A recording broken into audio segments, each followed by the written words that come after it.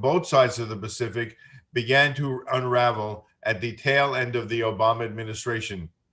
The onset of the Trump administration brought with it a series of heightened concerns about the intentions, motivations, and activities of Chinese coming to the United States for study and for research. Serious questions were raised by both members of Congress and the White House, often supported by reporting from the FBI and the U.S. intelligence community about alleged, and I use the word alleged here, theft of U.S. intellectual property, the rising number of industrial espionage cases, growing numbers of cyber hacking, and significant instances of so-called forced technology transfer induced by pressures imposed on American companies seeking to do business in China. Perceptions about China changed dramatically during the Trump administration as China went from being a strategic partner and collaborator with the United States to a rising threat to American economic well-being and national security.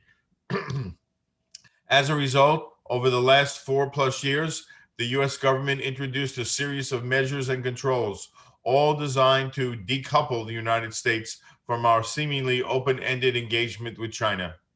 Education and science and technology cooperation, which once upon a time seemed fully insulated from the vicissitudes of the U.S.-China political relationship, have now become a central focus of tension and mistrust, with both Chinese and American students and scholars, university administrators, business executives, etc., caught in the middle of this downward changing landscape, which was once so positive and so hopeful. In many ways, the frameworks that heretofore have supported the expansion and deepening of education and science and technology ties seems to have become increasingly obsolete, as the core structural dimensions of the bilateral relationship have undergone fundamental change. When China reopened its doors to the outside world under the leadership of Deng Xiaoping in the late 1970s, China was a poor, backward country. With the launch of the dramatic economic reforms and a series of very explicit policies designed to facilitate Chinese engagement with the outside world, Chinese leaders sought to close the significant economic and technological gaps between China and the West. Having just come out of the turbulence of the Cultural Revolution in 1976, few in the West could have imagined the rapid progress that China would accomplish, often achieving 9 or 10% GDP growth on an annual basis during the 1980s and 1990s. At the blink of an eye, China quickly became the so-called factory to the world by supplying low-cost Chinese labor and offering attractive investment incentives to global corporations. Unfortunately, that progress was achieved at a very high cost, especially in terms of environmental impact. And even as the standard of living of the average Chinese dramatically improved, it was clear that the existing formula for promoting further growth was not sustainable in terms of the human, social, and environmental costs. During much of this time, even as China experienced high rates of growth, the asymmetrical nature of the relationship in education and science and technology largely remained in place. Chinese R&D spending in the 1980s and 1990s barely surpassed 1% of GDP. Universities were struggling to rebuild as they lacked high-quality faculty and a strong research infrastructure or culture. And the country remained heavily dependent on technology imports to secure the equipment and the know-how that it needed to meet China's development needs. There was not much meaningful domestic innovation occurring in those days, leaving China to become known as the so-called copycat nation for its tendency to replicate what could be bought or liberally borrowed from the West. The notion of a China threat was not part of the common perceptions about Chinese modernization, even among the most seasoned Chinese observers, with a few exceptions. In fact, most so-called China experts did not believe that Beijing could continue its economic progress well into the future. There was a widely held belief that without parallel political reforms and political openness, the Chinese system would hit some kind of brick wall. This picture, I would argue, however, began to change with China's accession to the WTO in 2001 and the launch of the 15-year medium to long-term plan for science and technology in 2006. As Chinese leaders began to confront the physical, resource, energy, and environmental bottlenecks associated with the faculty to the world model, they announced that China's growth was going to shift to greater focus on innovation-driven development, and that the greater emphasis was to be given to the role of so-called indigenous innovation, 自主创新 in Chinese. PRC leaders made clear that this did not signal a return to the old-style self-reliance or 自力更生 of policies of the Cultural Revolution. Rather, China intended to walk on two legs, continuing its high levels of international engagement with a more pronounced effort to build up domestic research capabilities, develop a high-end talent pool, and improve the quality of domestic universities and colleges. Thus began a concerted effort not simply to close the gap between China and the West, but also to catch up, and more recently, even to surpass the West in selected key fields. Once again, I would argue, many Western observers viewed Chinese plans with healthy skepticism, doubting that any meaningful level of parity could be achieved so rapidly, and questioning whether under the leadership of the Chinese Communist Party, China could become an innovation-driven nation rather than remaining a so-called innovation laggard. Granted, initial signs were that the ambitions in the MLP, for example, were unlikely to be achieved. However, what followed over the next 15 years has been a concentrated effort to move up the learning curve and overcome the key impediments standing in the way of China having a large economy driven by new knowledge and innovation. Dramatic changes have been introduced regarding the funding and management mechanisms for R&D, for the training and deployment and utilization of talent, regarding the organizational culture inside the research environment, and the buildup of research capabilities inside Chinese universities. Whether it involves space exploration, high-speed rail, quantum computing, or artificial intelligence, China has made appreciable progress in reaching and even in some cases defining the state of the art. In 2020, while R&D spending did not reach the stated goal of 2.5% of GDP, it did reach approximately 2.4%.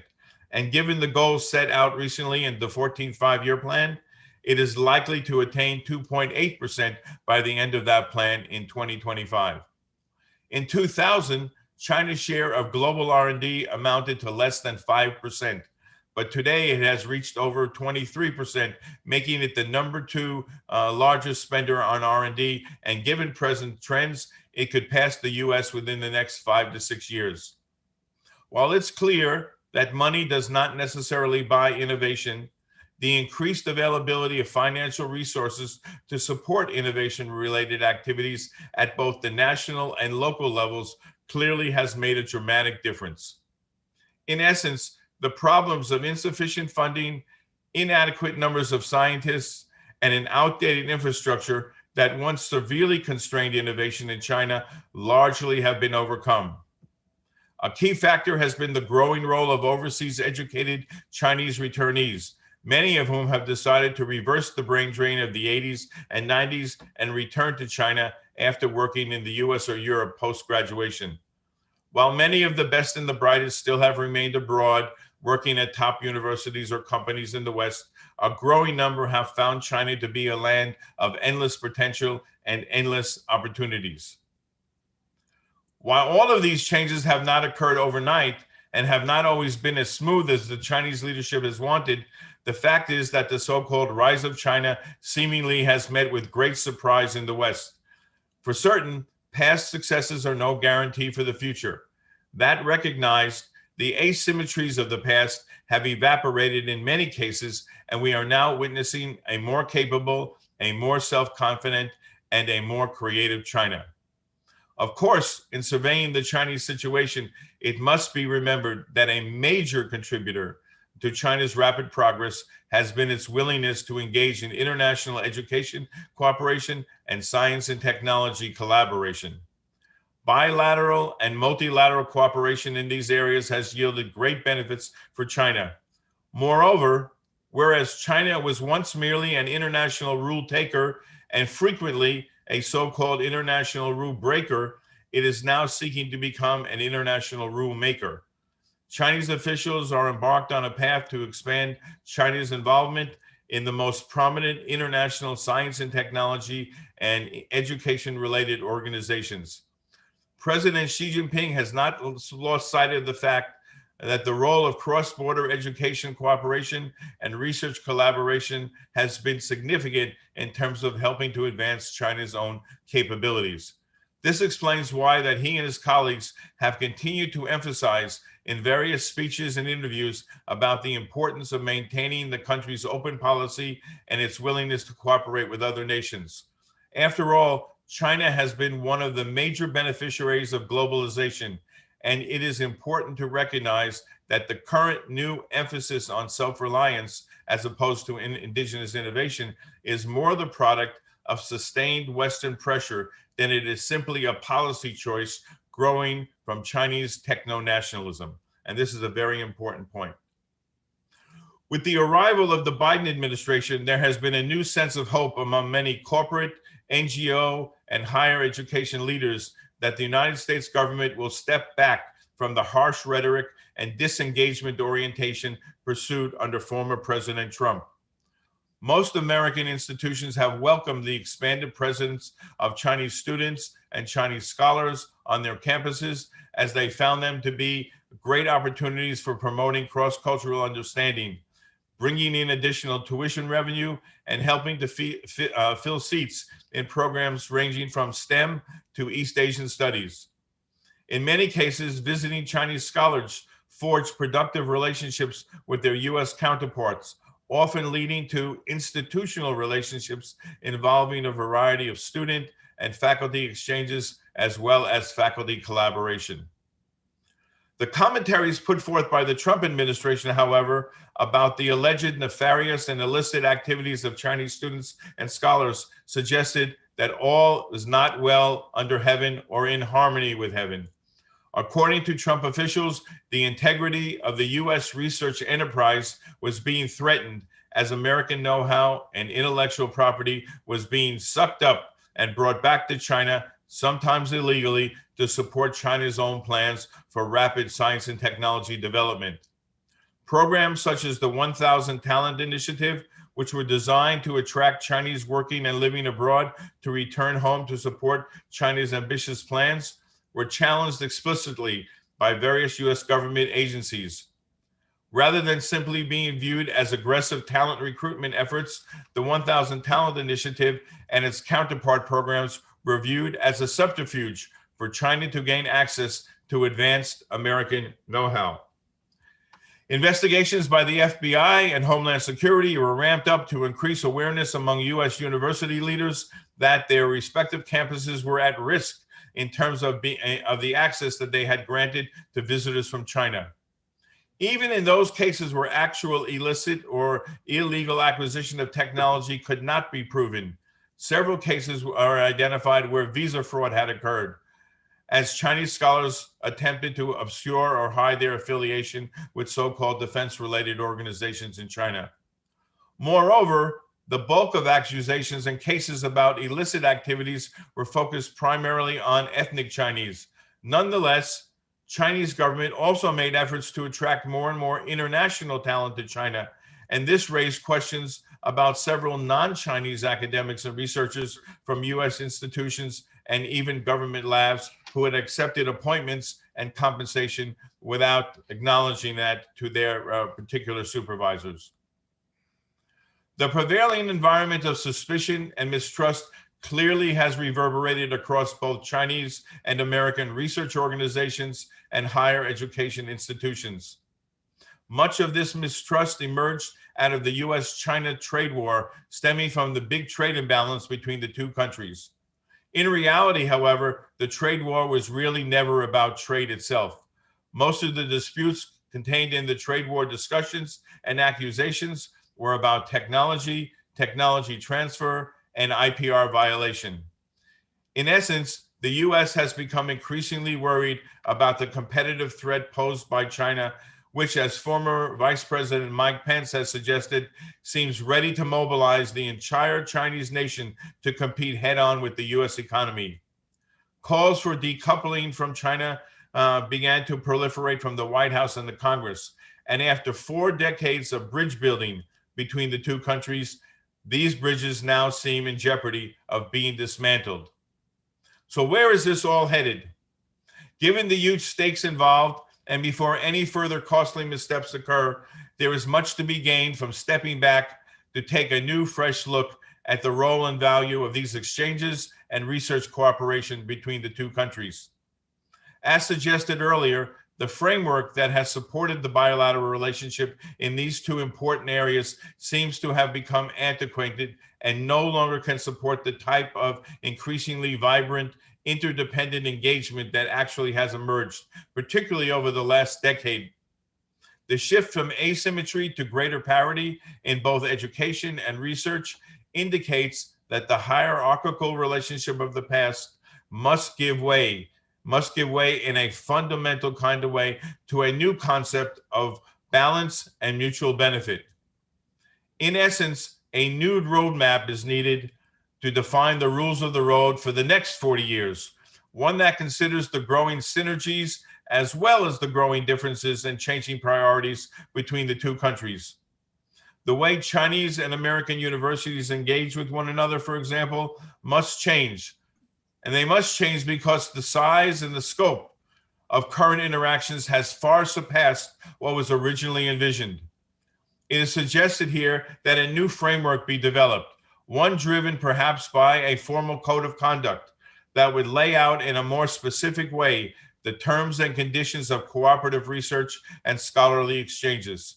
Such a code could set expectations among all parties about the behaviors that are expected in study abroad, student exchanges, joint research, etc. In closing, you may ask, why should this step be taken? Why step back rather than keep going forward? As noted, the basic dynamics of the Sino-U.S. bilateral relationship have shifted, particularly because of the significant narrowing of the economic and technological gap between the two countries. In addition, educational exchanges as well as S&T cooperation are no longer on the safe margins of the relationship between Beijing and Washington. They are now center stage as competition between the two countries heats up.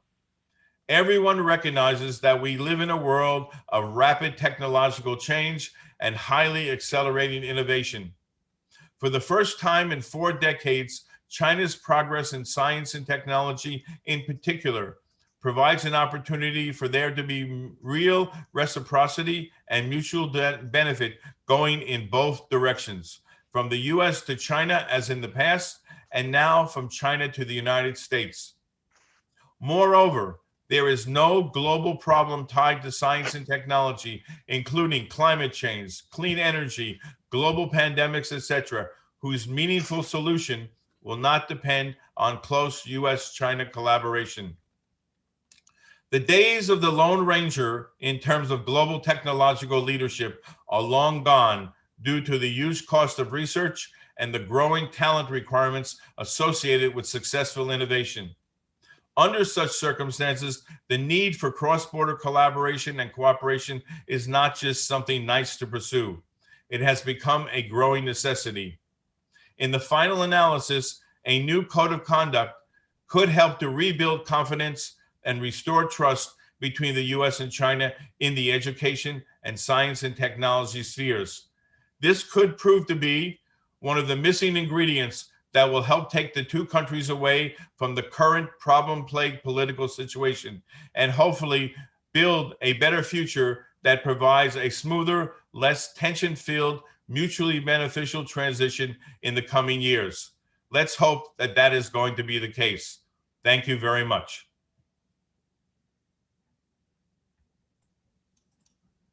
Thank you so much, Dr. Simon, for insightful speech. I would also like to thank all the speakers, our committee members, and all of you in the audience. It is truly an honor to have all of you gathering here today or tonight. Our first panel, which will begin shortly, will be on culture and society. We really appreciate your participation and see you in minutes. Hello and welcome to the Duke China United States 21 Summit's first panel, Culture and Society. We are delighted to be joined today by our three renowned experts and scholars to focus on the shared social tensions between the United States and China in regard to media polarization, social justice, and economic relations.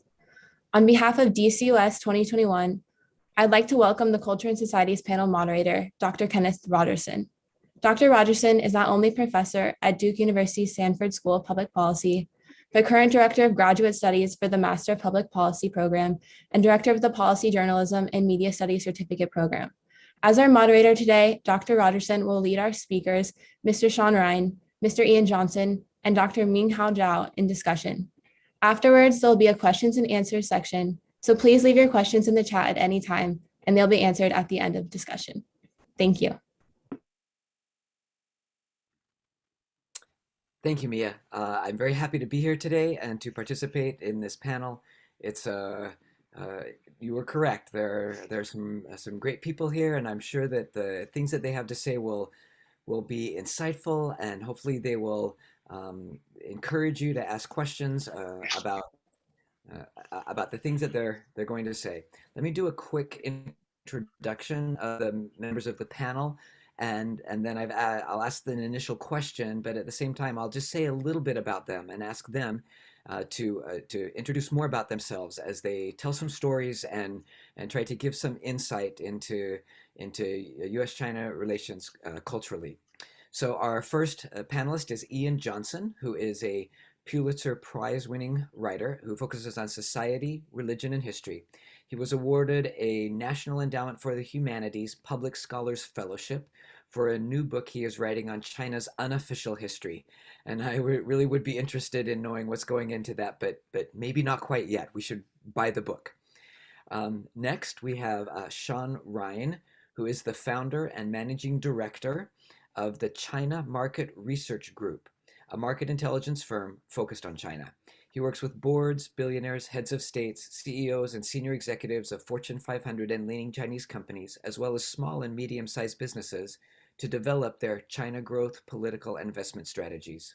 He is the author of a number of volumes, but among which are The War for China's Wallet, Profiting from the New World Order, The End of Cheap China, and The End of Copycat China. Our final panelist today is Minghao Zhao, a senior fellow at the Institute of International Studies at Fudan University, and a member of China's Council for Security Cooperation in the Asia Pacific. He is the author of a number of books as well, but among which are Strategic Restraint, which examines whether a new type of Sino-U.S. relations is possible, and also a book about the Belt and Road Initiative. We're grateful to have these panelists here today, and we'd like to begin by asking a really broad question, and I've asked them to give just a few minutes answer on that, and we'll go in the order that they were introduced. So Ian first, and then Shaun, and then Minghao. So we'll begin with, as you have worked at the intersection of China-U.S. relations, what would you say are 1 to 2 differences or 1 to 2 similarities about the culture and society of each nation? Ian?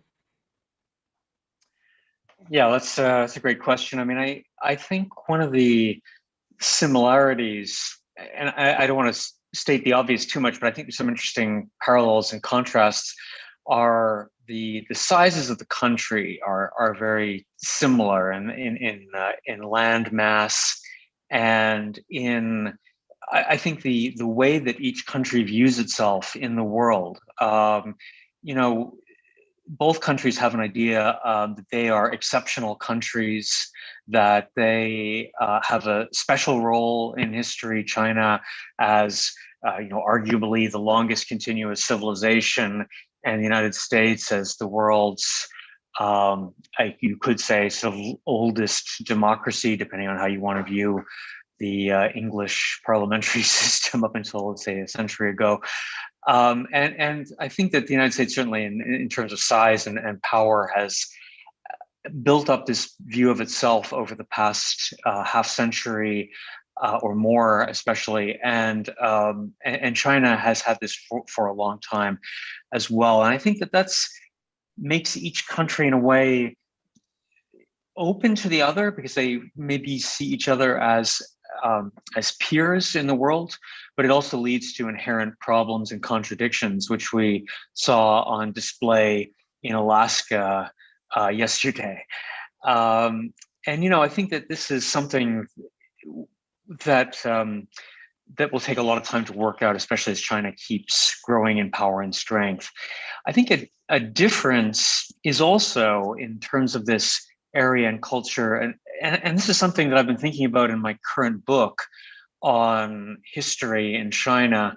And this is the landscape of history that you have in China that you don't really have in the United States. And as I was thinking about China's long history, it would almost be as if you had the pyramids of Rome, the pyramids of Egypt, the Acropolis of ancient Greece, the Colosseum of Rome, the cathedrals of Europe, all inside the continental United States. And that people in the United States could all, say educated people inside the United States, just like educated people in China can read classical Chinese, that educated people in the United States could all sort of interact with the material that had come out of these civilizations. And that it was all there, everything from antiquity, say going back to ancient Greece to Auschwitz, and it was just all in the United States, and you could go visit these places. I think that would make America quite a different place, and I think that kind of sense of history in China, it can be a burden in China, but it can also be in some ways liberating and the source of a lot of creativity in China. I think that's a big difference in the two countries. I mean, Americans do view themselves not as having that their civilization didn't just start, 250 years ago when the country was founded, of course, that it has long cultural roots and that its democratic institutions go back to ancient Greece and Rome and so on and so forth. But I think the actual landscape, the geography of memory is so much stronger in China in a way that's sort of hard, I think, for Americans to understand. And as I've been writing this book, it's been something that has come up over and over again in my thoughts and writing on it. So maybe that's something I think, though in another way, both countries to me in my experience working in them, and I say this as somebody who was not born in the United States. I was born in Canada and moved to the United States when I was in high school and had a green card and then eventually naturalized. But I have a bit of an outsider's perspective on the United States also. But I think both countries, I found working in them that they're both, people there are quite hospitable, open to other people coming in and asking a lot of stupid questions about their country. Both countries feel in some ways misunderstood in the world. That, when I sometimes go back, I haven't lived in the United States in a long time either. When I go back, people always say, you must think the United States is really a crazy country. And then when you go to China, people say you must have a really hard time understanding China. I think both countries feel that it's hard for other countries to really understand them. But in both countries, people are, I found at least, as a journalist, willing to sit down and talk to you for long periods of time and open up and tell you their stories. And so that to me has been a joy working in both countries like that. So I'll just stop there and we can go back to these issues maybe later. Yeah, thank you. Shaun? Well, first off, hi, everyone. Good evening, good morning, wherever you are. I'm in Shanghai, China right now. And I wanted to thank all of the students and Duke for arranging this. This is a wonderful opportunity for, Ian, who's a Pulitzer-Prize winner. I haven't quite gotten that yet, but I hope to one of these years or decades, to come together and talk, because I'm going to answer Professor Rogerson's question in two parts. The first part is I'm very, very nervous about U.S.-China relations. And it's going to be incredibly important for you, the 20-year-olds, the teenagers, to be trying to find similarities between the two countries and find a way to cooperate. Because I'm not sure that the United States is willing to allow China to continue to grow. One of the areas that I slightly disagree with Ian is he said that maybe the United States might view China as a peer.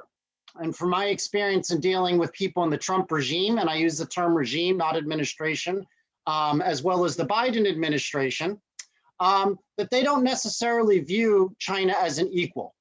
And this is one of the big problems we're running into the world. And when you look at it, when there's one superpower that's starting to become rivaled by another superpower, that's when a lot of tension happens. And I'm really scared about this because you see people like Senator Tom Cotton, the senator from Arkansas yesterday, said that graduate students from Chinese should not be allowed to go to Duke to be a graduate student in STEM, simply because they were born in mainland China. That's pure racism, that's pure bigotry. Yet, amazingly, you don't see many people standing up to Tom Cotton or Mike Pompeo or guys like that and saying, this is wrong. Unfortunately, in the United States right now, in polite society, in the establishment, people allow xenophobia to spread. So that's really important for you all to try to combat that, because I'm American. I believe in a strong America. I believe in a strong China. Briefly, I'm 43 years old. I've lived in China for about 24 years. Ethnically, I'm half Chinese, I'm half American. I love both countries, and I would like to see both countries to do well. Now, let me quickly answer Professor Rogerson's question about some of the similarities and differences. And I think what you can see through COVID is the difference in how you define the importance of oneself compared to the group. So in China, where I am, people always ask me, and they yell at me when I post pictures of me working out at the gym, why aren't you wearing a mask? Well, I don't need to wear a mask. I haven't worn a mask in a gym since May of last year. I'm always posting up pictures of me eating in a restaurant without social distancing, or going on vacation, traveling around the country. I'm able to do that. And I think I have freedom because all of us in China last February, last March, were willing to give up our personal freedoms for a very short 2-3 week period. During that period, we couldn't leave our homes. We couldn't leave our compounds. We had to wear masks. The government worked with Meituan and the other food couriers to deliver food to housing compounds. The management teams, the security guards would then bring the food to our homes. So in the Chinese sense, we all have to sacrifice in the short term for the collective. And now we have more freedom than what's happening in the United States right now. We can travel anywhere in China. I haven't worn a mask in weeks. The United States puts more emphasis on individual liberties. I will not wear a mask. I will not quarantine, because quarantine in the United States is not like quarantine in China. There's all types of ways of getting around it. If you're an essential worker, if you want to go to the supermarket. So I think one of the big problems that's facing the United States right now is how China is portrayed in the Western media as having draconian measures to contain COVID, as if we are all brainwashed into believing in the party. I think the reality is Chinese are pretty happy.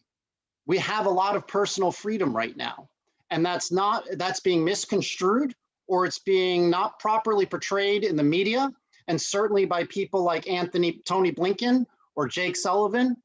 Previously, that would be Mike Pompeo. And so I think Americans right now have a very misconstrued notion of what China's daily life is like and what China's long-term ambitions are. You see a lot of the hate and the violence on Asian Americans right now. I'm actually surprised there isn't more, because there's so much fear in the United States that China is going to take over the United States, that China is going to lock everybody up in their homes, that China is going to brainwash everyone. So I think what I hope all of you will do, and it's great that Duke Kunshan and Duke is working together, is try to come to China, go to the United States, try to talk to your peers. Don't listen to people like me, don't listen to government officials, don't listen to journalists. Do peer-to-peer exchanges. That's how you're going to understand what the real China is, what the real United States is. And hopefully you're going to be able to push back against xenophobes like Tom Cotton, who said very clearly he wants to end Duke Kunshan and other universities in the United States that have satellite campuses in China, like NYU, like Juilliard. So thank you so much for having me. Please do a good job. Do it for yourselves and do it for my kid. Hopefully he'll get into Duke in a couple years. I'll see what I can do about that, Shaun. Oh, that would be very helpful. Thank you. Thank you. All right, our third respondent is Dr. Minghao Zhao. Go ahead. Okay, thanks to Professor Rogerson, and it's very pleased to participate in this event. And I got opportunity to visit Duke University in person in 2016, before the Trump administration. And I think in recent years, the people-to-people exchange between these two countries has got many damage from the previous administration. But I look forward to the next opportunity to revisiting Duke again. So thanks for a question. I think basically in terms of, and also I appreciate the insightful observation from Mr. Ian Johnson and very encouraging words from Shaun, Mr. Shaun Rein. And I agree with these observations basically. In terms of the difference, I would say, I focus on foreign policy research, and I find, based on my research, that in terms of approaching foreign policy, Chinese side, they emphasize the principle, the overarching principle, and they want to give our overarching principle a notion or trend, and for the bilateral relationship. For example, several years ago, Beijing proposed that we need to build up kind of new type major power relationship, 新型大国关系. But the US side said, no, we need to focus on very specific issues, including IP protection, including, state SOE subsidies and other specific issues. So I think that's the big difference in terms of US and China foreign policy. An underlying issue is about the gap, ideological gap between these two sides. And I agree with Mr. Rein's observation that Chinese is more focusing on stability rather than liberty. So many Chinese, they cannot understand why Americans refuse to wear masks.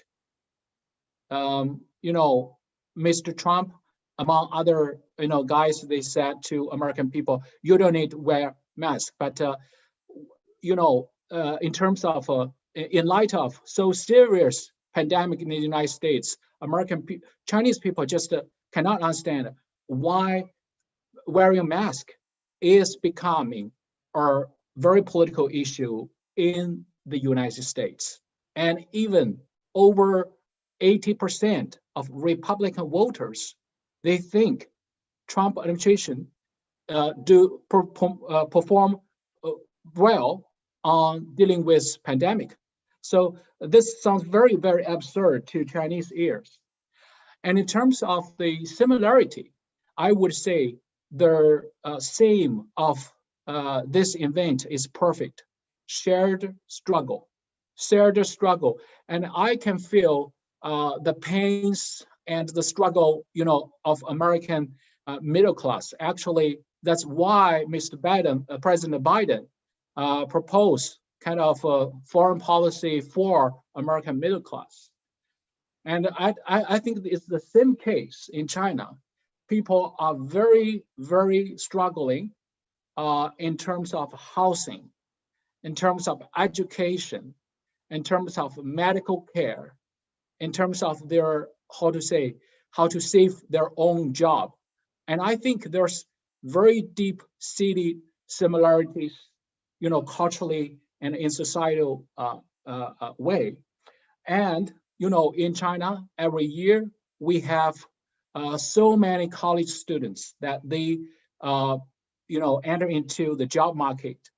That's very, very struggle thing. And last year, there were 9 million college students graduated in China's university. So I think basically people, they care a lot of things that were quite similar. So I don't think if the American side said, China is an illiberal country, so the people living in this country, they have no right to, use high technologies. They have no right to study in the American universities to pursue their degrees in STEM disciplines. So that's very, very insulting and racial thing. And recently, we also keep a close eye on increasing racial attacks on Asian Americans, on Chinese Americans in the United States. That's very, very terrible thing. So basically, I think the two countries, they need to very honestly face up to their own problems. That's why Mr. Yang Jiechi, the top Chinese diplomat, when they met with their American counterpart in Alaska, that they emphasized Americans' democracy is not a perfect one. American democracy has their own problems. So the priority for us is to get our own house in order. Hong Kong issue is our national security issue through the perspective of the Chinese side, rather than merely our democracy issue. So I think that's a big difference. I stop here. Thank you very much. Thank you. All right. We'll ask one more question, and I've noticed a few questions in the Q&A, and certainly I think we need to address COVID and the pandemic relations, but I would like the next question to not be about that, and we'll do that in response to the questions. And so the question that I want to ask is if you can tell a story about a time in your experiences in U.S.-Chinese relations when there was a challenge and how people overcame that. And so what were kind of how did they overcome those cultural differences? And so just for a few minutes, recite a story pre-pandemic, and then we'll get to the pandemic when we open things up to the questions. Let's mix it up a little bit. Shaun, do you mind going first with that one?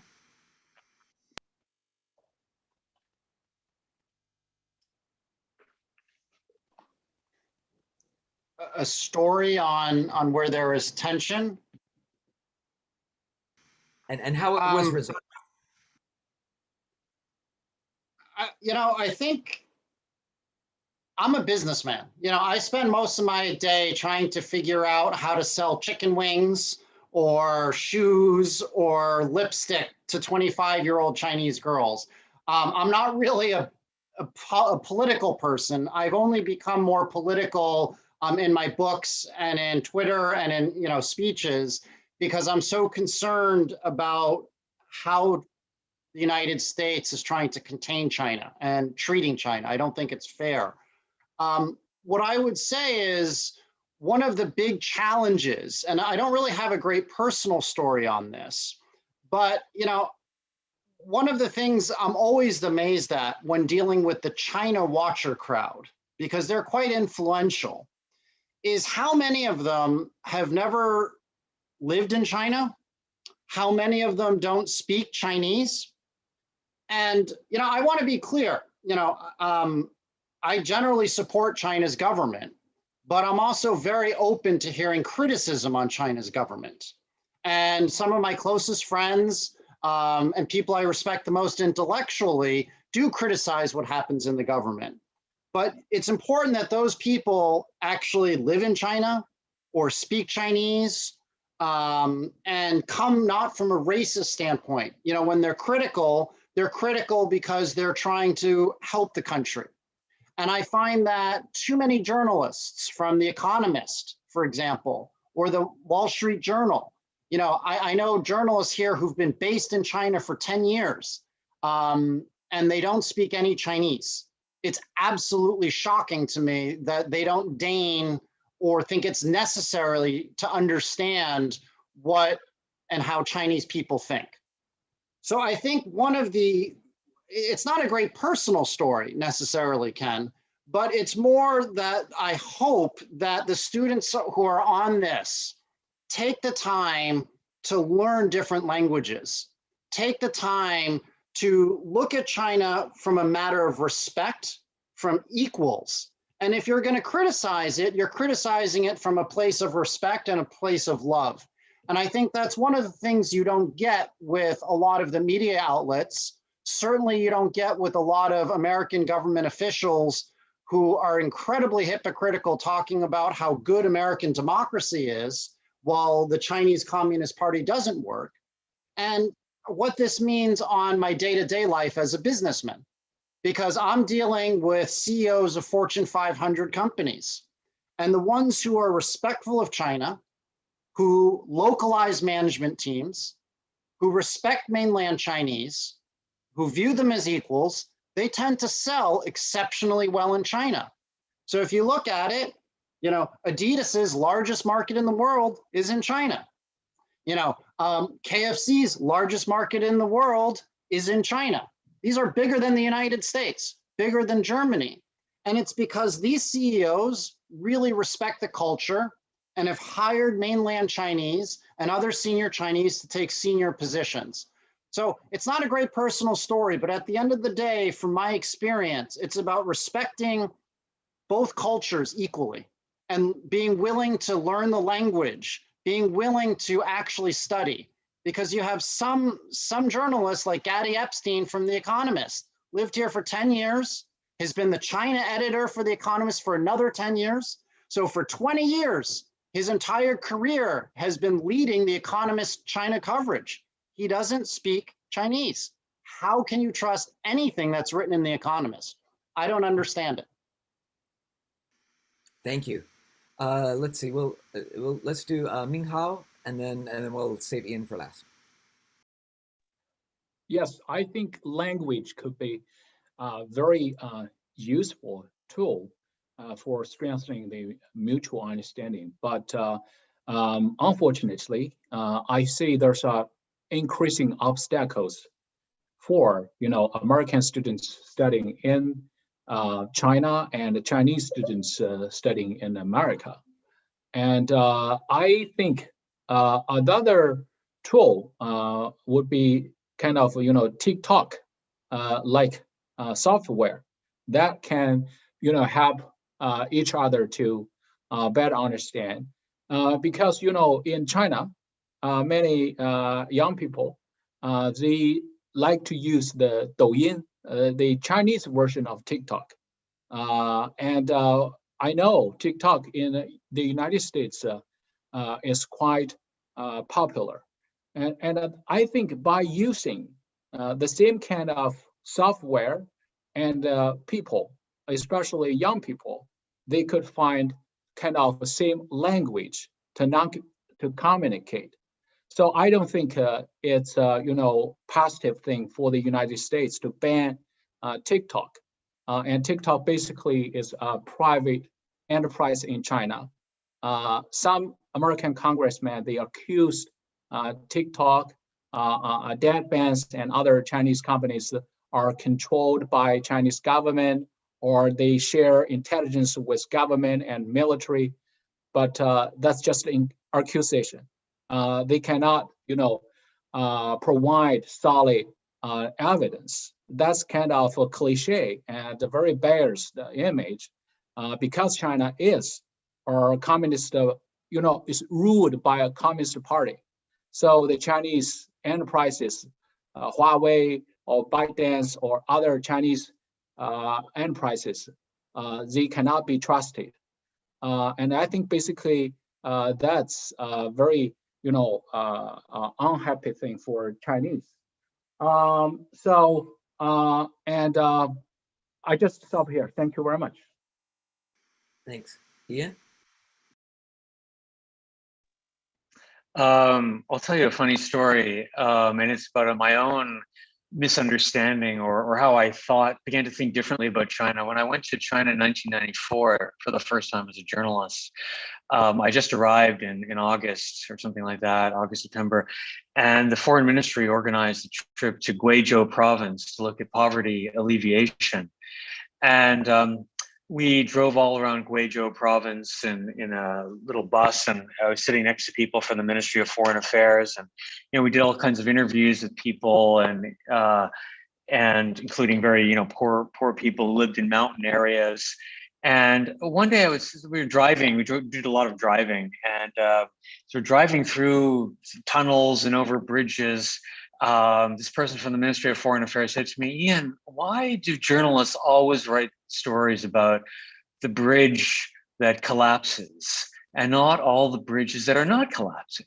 I thought, God, is this guy like crazy or what? Of course, journalist is not going to write a story about the bridges that don't collapse. It's like writing a story about the dog that bites the man. That's not a story. It's the man that bites the dog. That's the story. It's the unusual thing that's the news. So we all know bridges don't collapse. When a bridge collapses, that's news, right?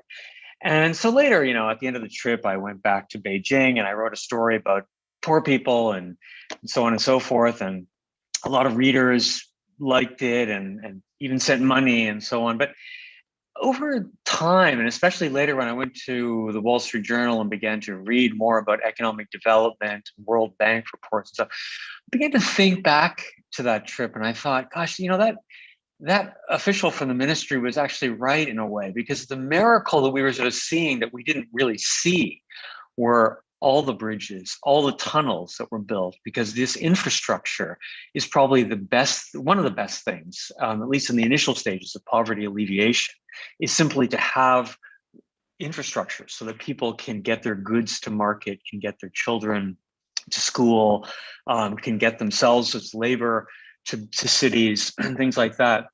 And that, yeah, of course, a collapsed bridge is the story, but also this kind of infrastructure development is so important.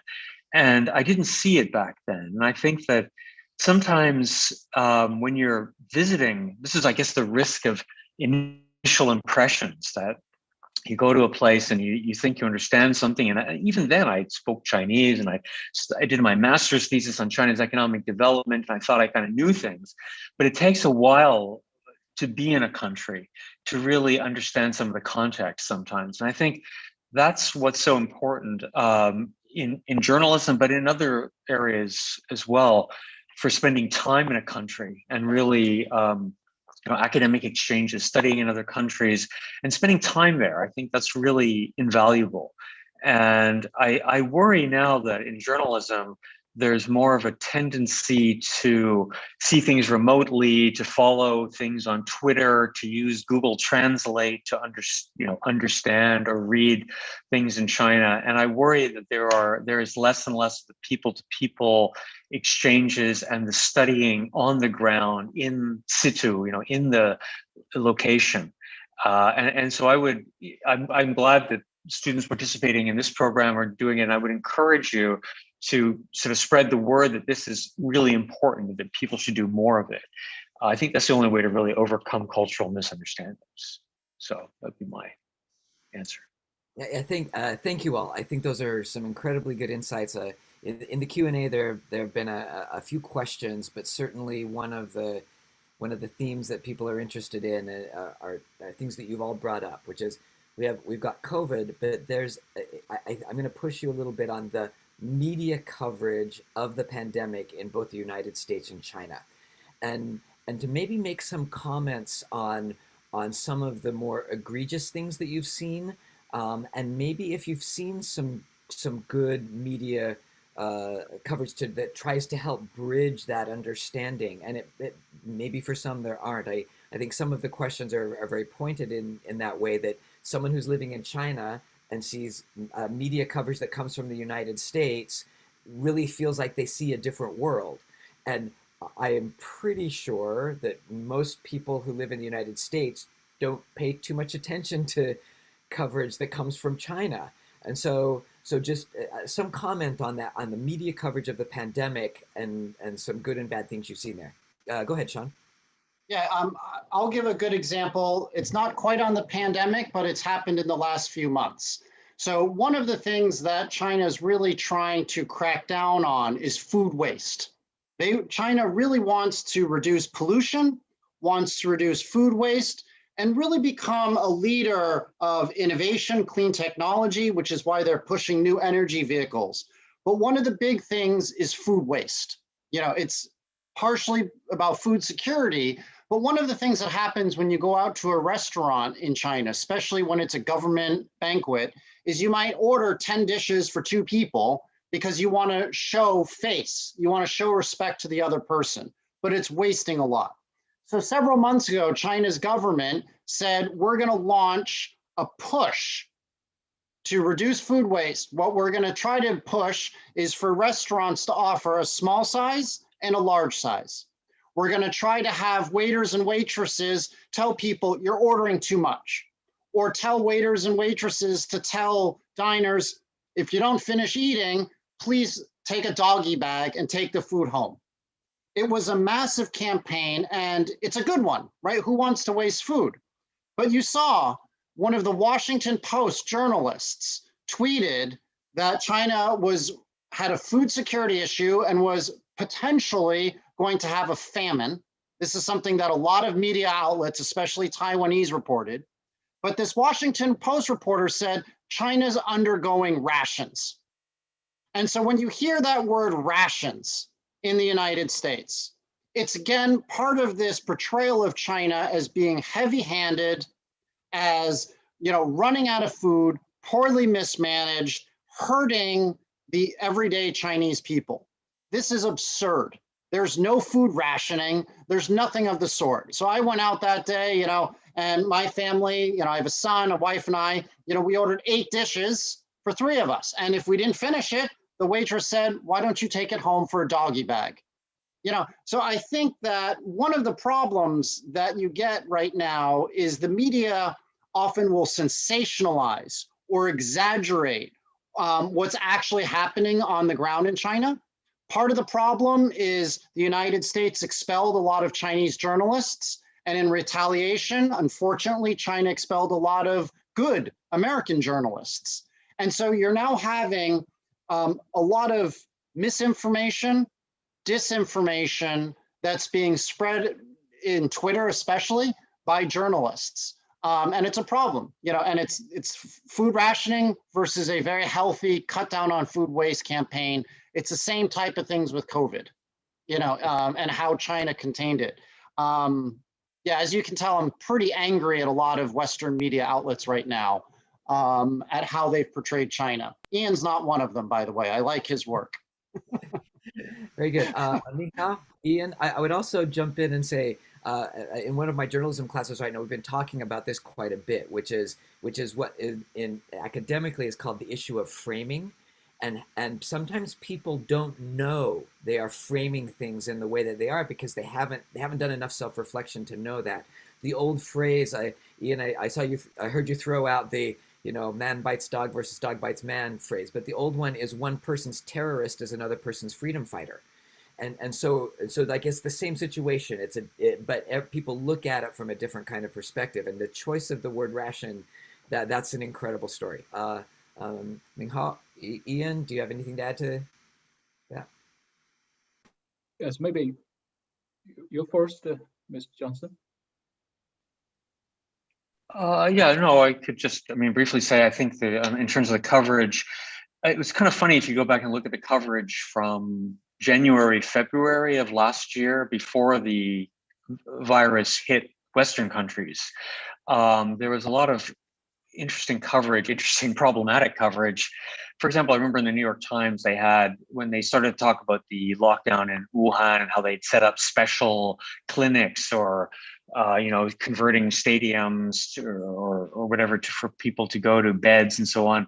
And they said, this was just like Spanish flu of 1918. And they had some black and white pictures showing like these big halls of people who were really sick in 1918, 1919. And, basically the implication was how barbaric this is.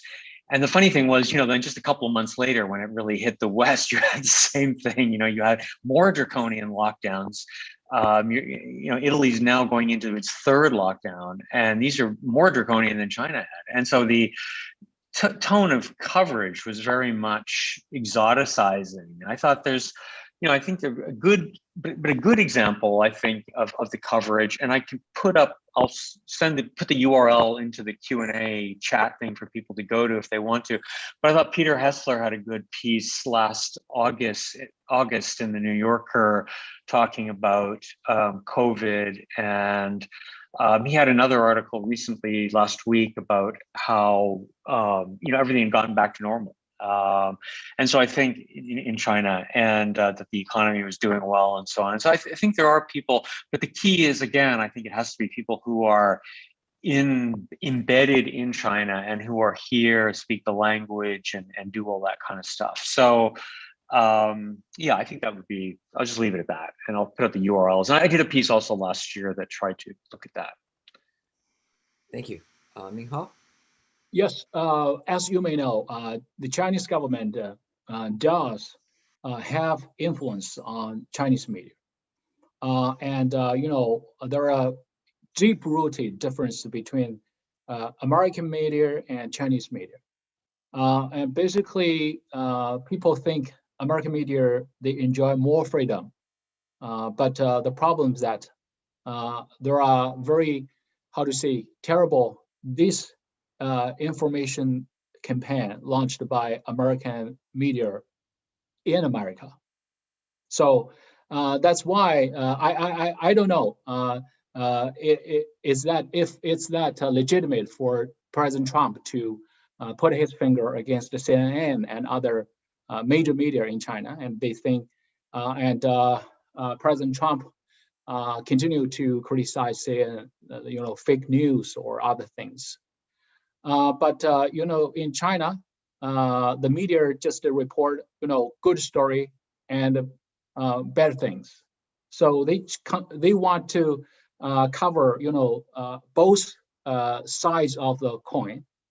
So man back dog and dog back mind story they covered simultaneously, because I think people here, they believe in capable government, and the government think the media's report need to be facilitating the improvement of the governing capacity of the government, rather than only merely criticize the government. And I think that's very deep difference. And secondly, when Peter Navarro, the core advisor to President Trump, Peter Navarro often be interviewed by Fox News, and he said a lot of things, fake news on China, fake news on pandemic issue. And Peter Navarro even used the so-called false kills strategy adopted by China to describe, China made the virus and China sprayed the virus, and China used the virus to kill American people, and even China used the virus to make money. Such really absurd words broadcasted by American media, and he is not responsible for any words he said, but he is a high-ranking official in the White House.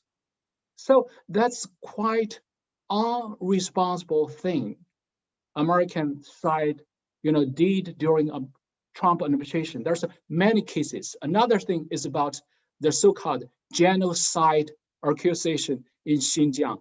That's very, very terrible and absurd way to describe the situation in Xinjiang. And I know many people there, and they think in recent years, Xinjiang situation is get better. They really feared about terrorism and very terrible terrorist crimes in that place.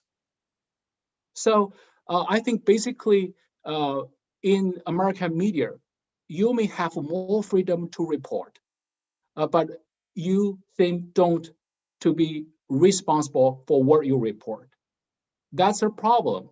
And I think that's would cause damage to American democracy. Actually, Professor Fukuyama, at Stanford University, has touched upon this issue.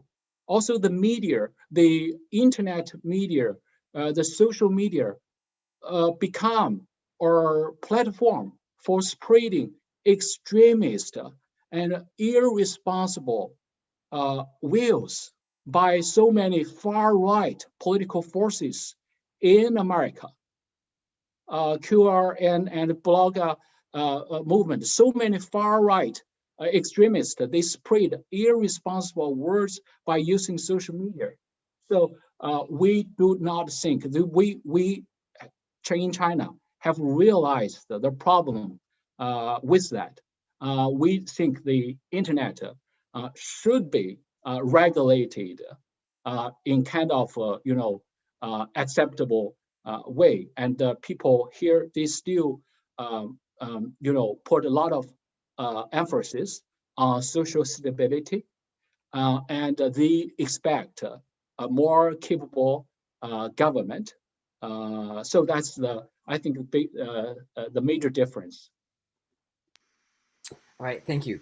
I'm going to try and summarize a couple of the questions in the chat in a big picture question, so you can answer whatever part you want. But I think Shaun, you raised a couple of questions when you said people need to come here, and I'm going to broaden that a little bit to just say individual connections, and there's some question about how do you make this happen, and I'm going to juxtapose that with there are a number of questions about the China-U.S. summit in Alaska over the last few days, and what the implications of that are, and some concern about how the U.S.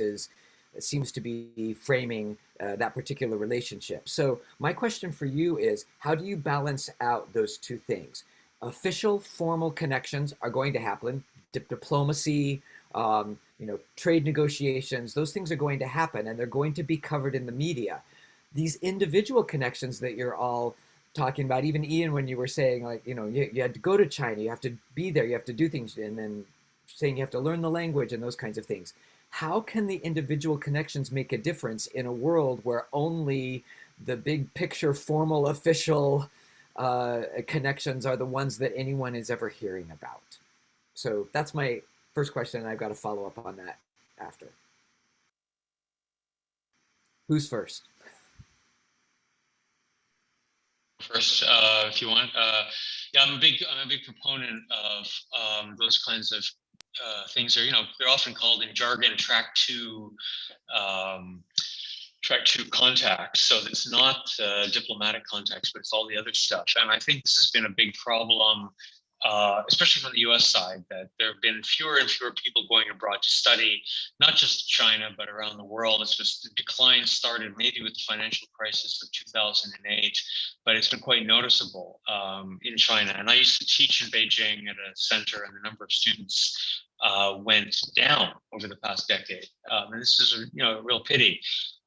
But I think they do matter. And you asked, why? I think it's because relations. I mean, first of all, people who are studying when you're young, you don't know how people are, what you're going to end up doing later. I mean, one of the people who is sort of the architects of the Trump administration's policy, Matt Pottinger, was a very young journalist 20 years ago in China.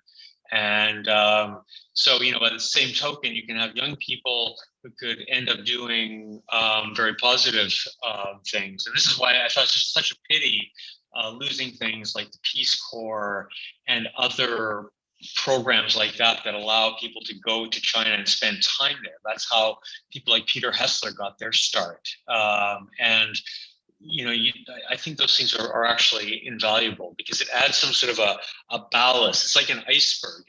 You only see the foreign ministers talking at the top, but under the water, there's all this other stuff, all these other people-to-people, person-to-person contacts that make up a relationship also. So I think that it does matter in the big picture. And so I can only encourage it to continue on. Thank you.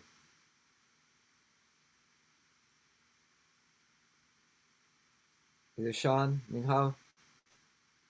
thought about the tension between more official connections and individual connections? Minghao. Yes, and actually, yesterday I joined a conference organized by the Carter Center, and discussed the NGO's role in U.S.-China relations. And the bottom line is that we think currently the government-to-government relations between these two countries are very, very difficult. And it's very difficult to mitigate such tensions in foreseeable future.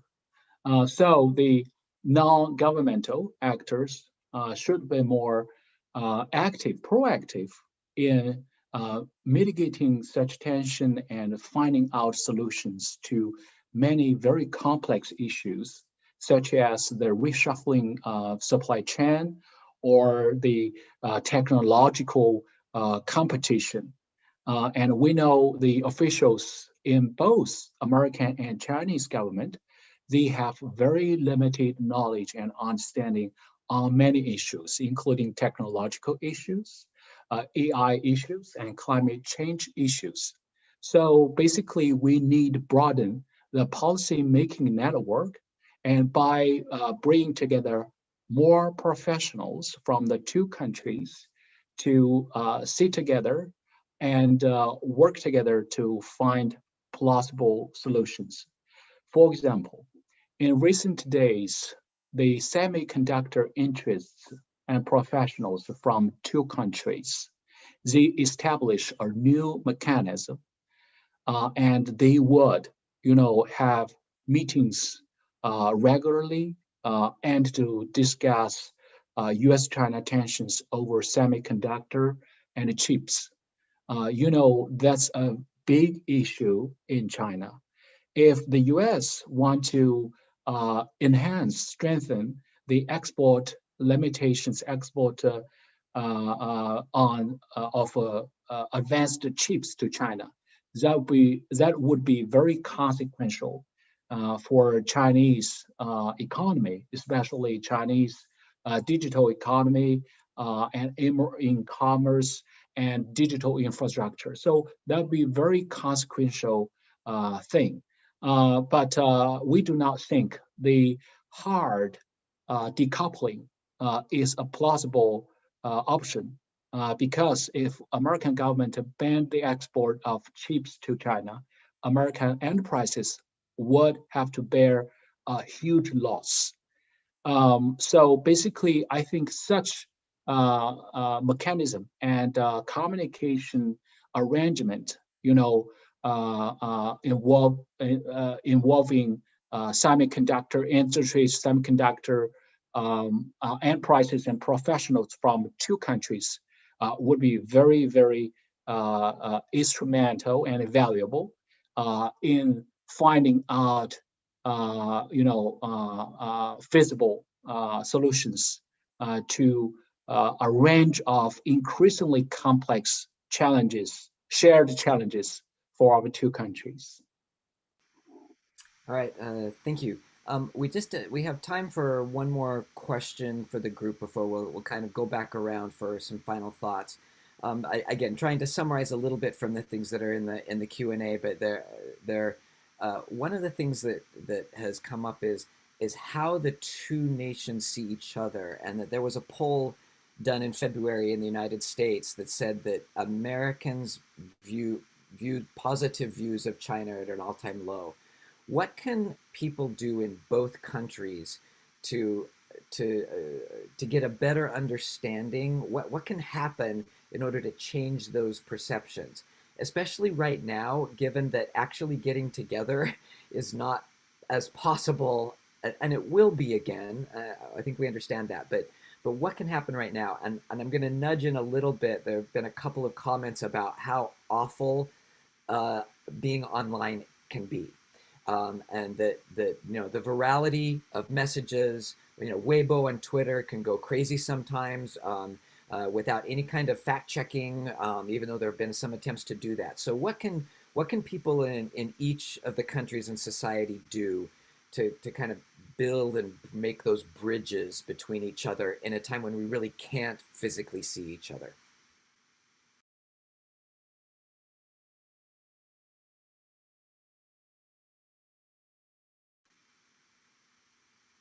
Any takers on that one?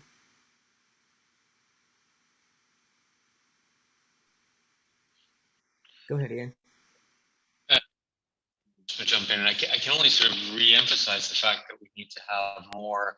I think one thing you can do is to try to, in your own little way, and if you're on Twitter or whatever, is try to use social media responsibly and not to contribute to the sort of retweeting of nonsense and sort of know what you're talking about when you do something. And to at least, I find people recommend articles that they haven't even really read, and if you can, and to try to keep a civil tone, because I mean ultimately we are the sum of our parts, and if you can't, it's sort of the same question about climate change. What can I do about climate change?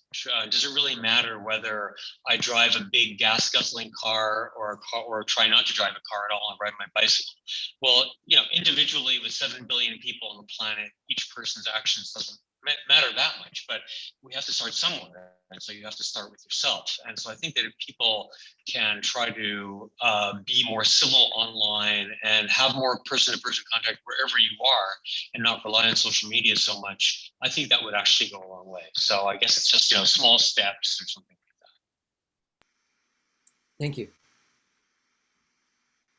I don't have a great response for this or the last question, frankly, but I think what's important is every individual here does play a role. You don't know what you're going to be in the future, but even if it's just a friendship with somebody from America and somebody from China together, and that one little friendship adds up when you have thousands or millions of these interpersonal relationships going on.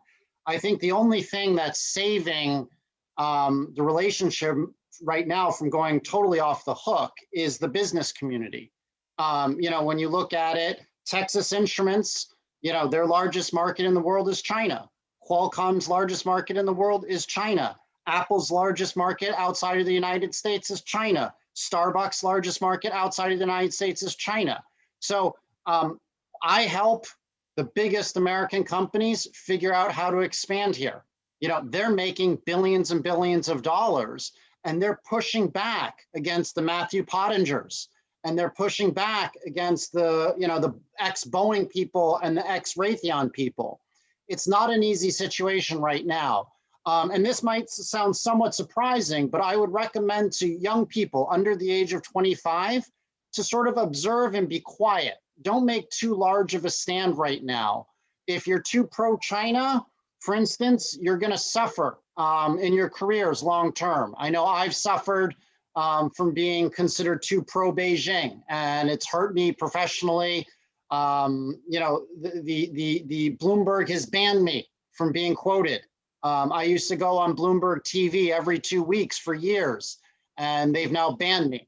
I would recommend to be very cautious right now about being too open publicly with your views. Let older guys like me who are independently wealthy take the heat. You at 25 years old, learn. Don't make too strong opinions or decisions one way or the other. My career is almost over, so let me go forward. Unless, as a second stage, I've thought about running for Senate in the United States. So that might be my one way of being able to help on the political level, because after being in China for so long, there's no way I'd ever pass a Senate confirmation hearing to be Secretary of State or anything like that. All right, so why don't you move to Arkansas and run against Tom Cotton? All right. Oh, I almost did last year. My wife's from Beijing though, and she doesn't want to live in Arkansas, but I was very close. All right. Just any other thoughts on that, Minghao? I think basically doing business between these two countries is still very critical in sustaining the ties and enhancing the mutual understanding. And secondly, I think it's very important to encourage Chinese students to study in America and American students study in China. And when I got opportunity to study in America, I know the importance of critical thinking. So critical thinking means a lot. And, I think that's the prerequisite for people to think out of the box and to give up such a, cliche and to have your own judgment on many issues. And the last thing is about respect and being humble. And I think basically why Beijing is so unsatisfied with American policy toward China is that the lack of mutual respect. America is a very exceptional list country, and they think the universal value American should be the example for the world. But I would say that's not everyone can buy that across the world. But being humble and face up to your own problems and face up to your own weakness, that's very important to resolve your own problems and getting our own house in order and show respect to the other country. Even China is perceived as the most serious competitor to America by President Biden. Thank you. So that just like one of the main principles of good intercultural communication is humility. And I really appreciate you bringing that up. Okay, we've reached the end of our time, unfortunately, and I know I didn't get to every single question, but again, I tried to represent as much as I could in passing those on to the panelists. Thank you so much, panelists. We'd like to give you each 30 to 45 seconds to just give one last thought of something that you'd like to say, either to wrap things up or something that you don't think has been addressed yet. Just a bit of advice or thoughts that you have for others. Ian, go ahead. Well, just keep at it. And I think that what you're doing is great. I think you should keep doing this kind of thing and just keep trying to learn. I mean, I think the thing about learning is that it is really a lifelong pursuit. And, I think that as you move forward, you want to just keep growing and not think that you've got it down, because otherwise you'll just stagnate. So the only thing I would ever say people is just keep learning. What you're learning now is learning how to learn and how to study and grow, and just keep at that as you keep going forward into your 30s, 40s, 50s, and onwards in life. Thank you. Shaun? What I recommend for people in their 20s, don't care about money. Go find a really good mentor. Find an opportunity where you're going to learn about different sectors, get great opportunities. But the key is finding a mentor and a good boss who's going to help you grow. Nobody in their 20s makes a lot of money, unless you think unless you open up a company like Zuckerberg. The reality is your 20s is for learning about the world. Your 30s is where you start to make money. So as part of that, I'm actually looking to hire Chinese nationals. So if you ever want to work in Shanghai, feel free to send me your resume. I'm not allowed onto the campus at Kunshan to recruit, but I certainly am around there all the time. So feel free to apply for a job with my firm. Thank you. I'm sure that there are many smiles on the other sides of these screens right now. Minghao, last thought. Yes, and keep your eyes and mind open, and more care about the shared struggles, and to be very compassionate and to find ways to work with others. Yes. Thank you. Really appreciate your insights today. Hopefully you'll hear the thunderous applause from those who are on the meeting today, and really grateful for your insights, your experience, and your thoughtfulness in what you've shared with us today. Thank you for everyone for coming, and hopefully you can join us for other parts of the session over the next day of the conference over the next day and a half. Mia, turn the time back over to you. Yes, so DCOS would just like to say thank you again for a fascinating discussion. Thank you specifically to our speakers and moderator for sharing your insights into the shared social tensions between the US and China. and providing us with a more substantial understanding of these intricate relations. Also, we greatly appreciate all members of the audience for your engagement and thought-provoking questions. The Duke China-U.S. 2021 Summit hopes this conversation across disciplines will ultimately allow all in attendance to explore new ways of rebuilding a future of mutual understanding and collaboration between the U.S. and China. As a reminder, the Biotech and Healthcare panel will be taking place on March 20th at 8:30 p.m. Eastern Time and at March 21st, 8:30 a.m. Beijing time. Thank you all again, and we would like to actually take a screenshot picture with all of the panelists if you guys would like to smile, and we can turn on our cameras too.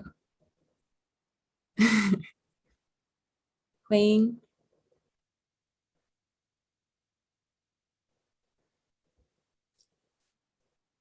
Okay, these are the faces of everyone that's planned this so far, so smile.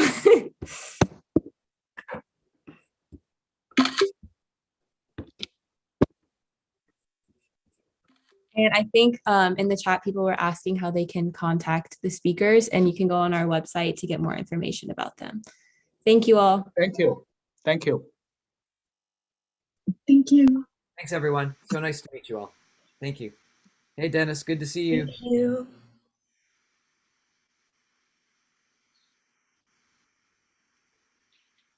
Yeah, thank you, Mia. I think Mia left already, but really appreciate your organization. Panelists. We really appreciate you guys. Thanks. Yeah, thank you for joining. Thank you so much. All right. Bye, everyone. Good morning, good afternoon, evening. Have a good night.